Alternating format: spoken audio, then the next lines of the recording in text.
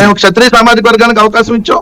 అదేవిధంగా మీరు అన్నట్టుగా వైశ్య సామాజిక వర్గానికి కూడా 3 సంవత్సరాలు పట్టించాం. 5 ఏళ్ళు మా కేబినెట్ కి సంబంధించినటువంటి దాంట్లో చివరి 2 ఏళ్ళు మాత్రమే దాన్ని కేటాయించాలన్న దాని మీద ఇచ్చిన మాట వాస్తవం. 2 ఇప్పుడు బీసీలకి ఏమన్నా అత్యధికంగా వాళ్ళు కేటాయించారంటే ఏం లేదు సార్. బీసీలకి కేవలం వాళ్ళు ఇచ్చింది 8, మైనార్టీకి 1, మొత్తం కలుపుకున్నా కూడా మైనార్టీ కలుపుకుంటే సాయి గారు మీరెన్ని ఇచ్చారు బీసీకి?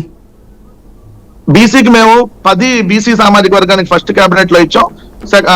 సెకండ్ కేబినెట్ 10+1 11 మొత్తం బీసీ మైనార్టీ కలిపి ఎస్టీ మొత్తం చూసుకుంటే 17 మందికి. సెకండ్ కేబినెట్ లోనా ఫస్ట్ కేబినెట్ లో ఇచ్చారు బీసీలకి? సెకండ్ కేబినెట్ లో మొత్తం బీసీ ఎస్సీ ఎస్టీ మైనార్టీ కలిపి 17 ఇచ్చాం సాయి గారు. ఫస్ట్ కేబినెట్ లో 14 ఇచ్చాం మేము బీసీ ఎస్సీ ఎస్టీ మైనార్టీ కలిపి.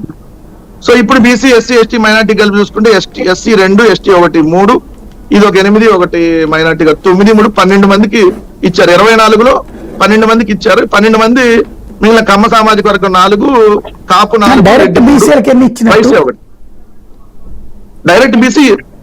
బీసీ మేము ఫస్ట్ కేబినెట్ లో 8 మందికి ఇచ్చారు సాయి గారు.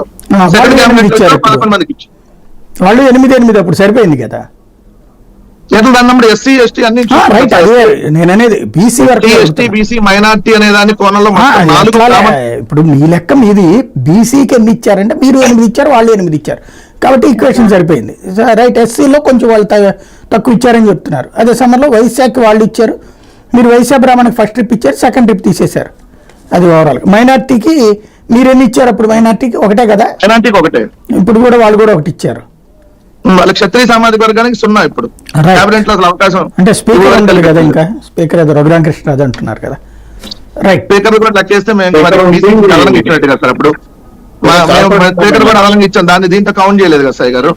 రైట్, మేము స్పీకర్ దే అదనంగా దీంట్లో కౌంట్ చేయలేదు. స్పీకర్ మీరు అన్న చీఫ్ విప్ లో కౌంట్ చేయలేదు కదా.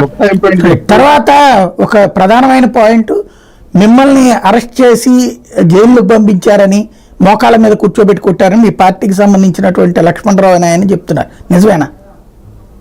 లేదు సార్, నా మీద కేసు నమోదు చేశారు. ఆల్రెడీ నిన్న స్టేషన్ బెయిల్ తీసుకున్నాను.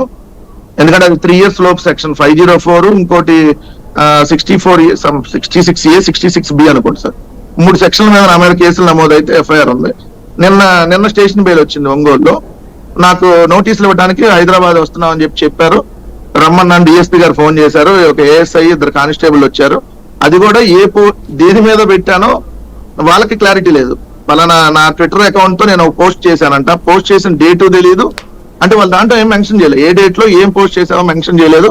మెన్షన్ చేయకుండా నా మీద మీ మీద కేసు ఫైల్ అయిందండి. ఒంగోలు ఎమ్మెల్యే దామచర్ల జనార్దన్ రెడ్డి వాళ్ళ సొంత తమ్ముడు దామచర్ల సత్య కంప్లైంట్ ఇచ్చాడండి, మీ మీద ఎఫ్ఐఆర్ అయింది, మీరు విచారణకు రావాలి, విచారణ సహకరించాలన్నారు. డెఫినెట్లీ వస్తానని చెప్పాను. మీ నాయకుడే మీకు తప్పుడు ప్రచారం చేస్తున్నారు అనుకుంటా మీ మీద.